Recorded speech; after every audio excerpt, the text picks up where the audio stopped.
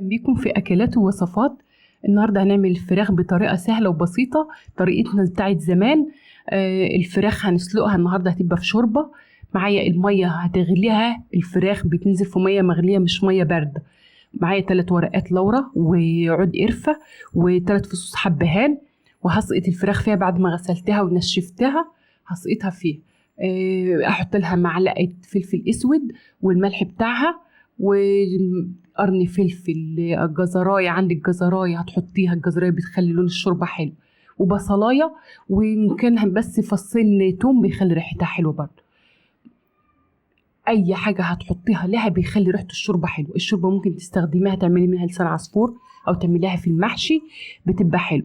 الفراخ غليت في اول ووطي عليها، اوطى حاجه خالص تخليها زي السهراي. وبعد كده تطلع اول ما تستوي، ما تسيبهاش في الشوربه، علشان لما الفراخ بتسيبها في الشوربه بتتهري، علشان خاطر تعرفي تحمريها، تبقى ماسكه نفسها تعرفي تحمريها.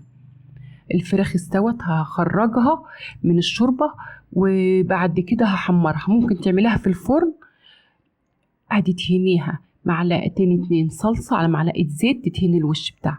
ممكن تفرشي في ارضيه الصينيه شويه بصل وقرنين فلفل، وتفرشيهم في ارضيه الصينيه، وانت بتحطها في الفرن تتحمر في الفرن. بيدوها نكهه حلوه لما البصل بيستوي مع الفلفل مع طماطمايه، بيدوها نكهه حلوه للفراخ.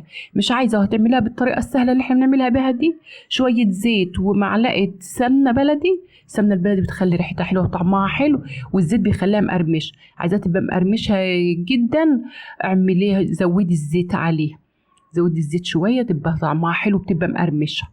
هتخرجيها، شويه فلفل اسود بس هترشهم عليها وخلاص، بيدوها ريحه حلو. هي واخده الحدق بتاعها وريحتها لا زفره ولا اي حاجه، وطعمها حلو وما خدتش اي وقت. لايكات وتعليقات وشاروا الفيديوهات. بشكر كل اللي مش متابعيني، لان هم دول اللي بيكبروا صفحتي. كل المتابعين، ما مفيش اي حد من المتابعين بيتفرج عليا. كل اللي بيتفرج عليا غير المتابعين للقناه وللصفحه. فيديو سهل وبسيط. عندك شوية كاتشب حر هتاكلي بيهم، وشوية طبق سلطة، شوية رز مدسوس أو رز محمر، أي حاجة، شوية لسان عصفورة تعملوهم بالشوربة بتاعتها. فيديو سهل وبسيط، وده كان فيديو النهاردة، واشوفكم في فيديو جديد.